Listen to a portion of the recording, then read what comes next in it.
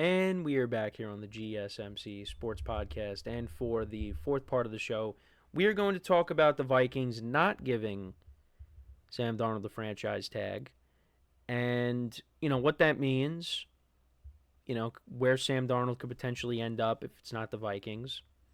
So this was the smart move. This was a good move by the Vikings. I mean, I don't think we're all surprised by it.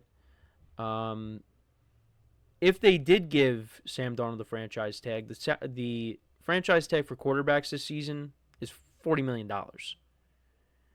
So, the Vikings, it was a smart move for doing that. I think they are going to try to get Darnold back, but if Darnold ends up pricing himself out of their range, then they're going to have no problem letting him go. And they'll bring in another veteran, to help with J.J. McCarthy as he tries to work his way back from, the meniscus injury.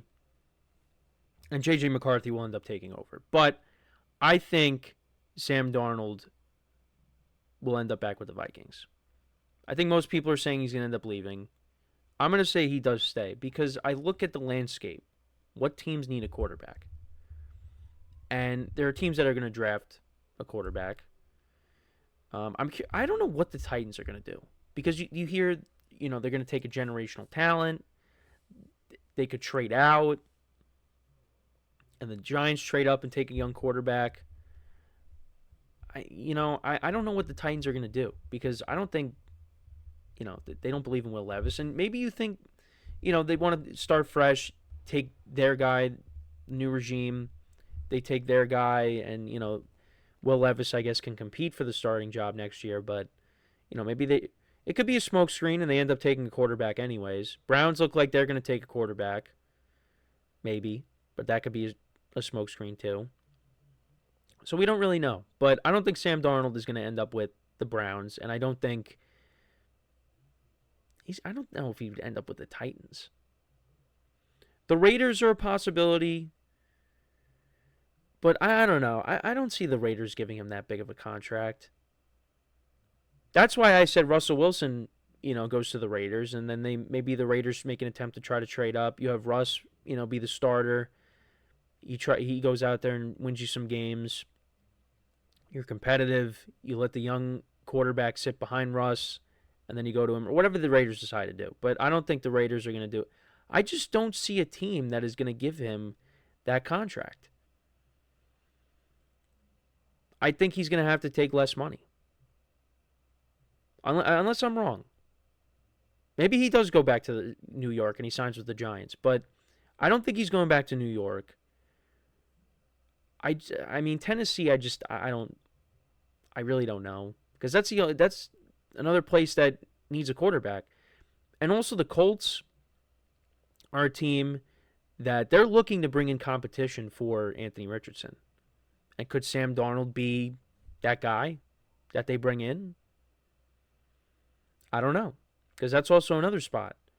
But I think Minnesota makes sense for him, and the Vikings do have some interest in bringing him back. Because, look, J.J. McCarthy is coming off of an injury. Now, if J.J. McCarthy was healthy, I mean, if he wasn't coming off of an injury, then, I'd probably say, well, that probably increases the chance of Darnold not coming back. But I think because J.J. McCarthy is working his way back, and we really didn't get to see a lot from him because he got hurt and he only played in the preseason, maybe you want to bring Darnold back.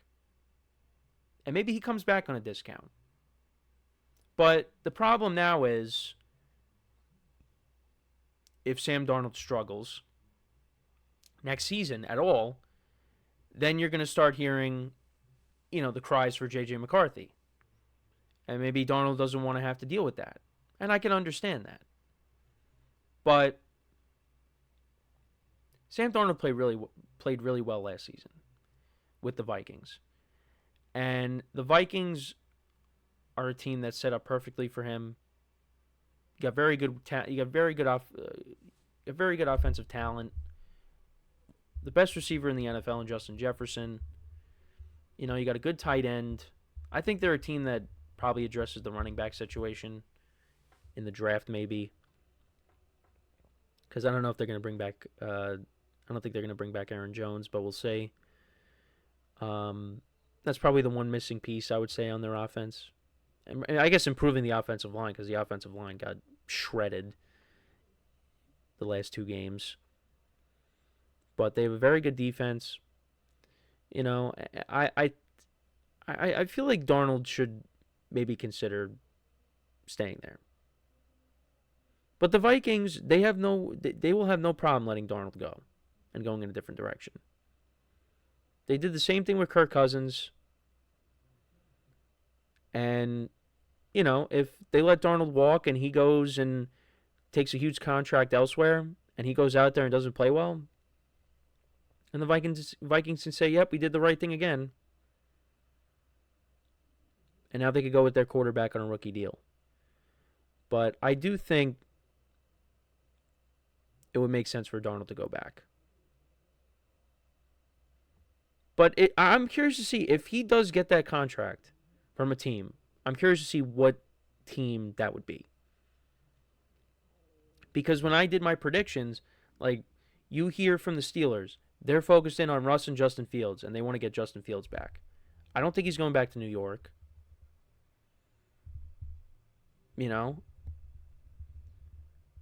I really don't know what team is going to give him that contract. Unless you guys watching this has a team in mind. You know, because I don't see the Jets reuniting with him.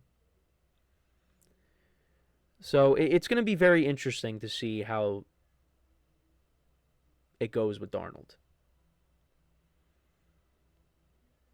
Because I think he goes to another team. He is not going to put up the numbers that he put up in Minnesota. You know, we see that. You know, because how was he before he got to the Vikings? The Jets, he was not great, although not all his fault. But he wasn't great. Goes to the Panthers. Got off to a decent start, but then he fell off. Didn't really get to see much of him from San Francisco. And then he ends up with the Vikings last year, and he had his best season. But look at the talent, the head coach. If he goes to, the Titans, he's not going to be good. He's not going to be as good. And, I mean, it's nice to see him succeed. You know, my friends who are Jet fans were happy to see him doing well with the Vikings. But he benefited from the talent around him. But you could also say if the Vikings didn't have Sam Darnold, I mean, are they going 14-3? You can't say you could put any quarterback in that situation and the Vikings would do the same thing, have the same record. You can't. But yeah, right now he is listed as the number 2 free agent on PFT's list of the top 100 free agents. Somebody's going to sign him. But I still am in the belief that he goes back to Minnesota. You give J.J. McCarthy another year, and then you hand it off to him. And if it's not Sam Darnold, then somebody else. You bring somebody else to come in and compete with J.J. McCarthy. That's really how I see it. The J.J. McCarthy coming back from an injury has a lot to do with me saying that Darnold is going to come back to Minnesota. But I don't know. We'll have to wait and see. We'll have to wait and see how it goes. But let me know what you guys think, though, about the Vikings not franchise tagging Darnold. Do you think that he'll go back to the Vikings? Do you think he's going to end up elsewhere? Let me know in the comments. There were not a ton of people that not a ton of players that got franchise tagged. The Cowboys actually ended up working out a deal with Adiki Zua, their defensive tackle. So they didn't franchise tag him. T. Higgins got franchise tagged, obviously, Trey Smith, but I think that was it. There was really nobody else. And when we went through the teams, there really wasn't, from what I was reading, there really wasn't anybody else that was going to be considered to be getting franchise tagged. So now when we get to next week, that's when the fun really begins. But we've had some trades go down, though. The Bears have made a couple of trades for a couple of offensive linemen. They traded for Jonah Jackson from the Rams, and then they also traded for Joe Thuney from the Chiefs. So 2 interior offensive linemen. They traded a 6th-round pick for Jonah Jackson, and then for Joe Thuney they traded a 4th-round pick. That's big. That's big for the Bears, and the Bears have a lot of cap space. So, and the offensive line was a mess last year for the Bears, and that was one of the main reasons why Caleb Williams was struggling.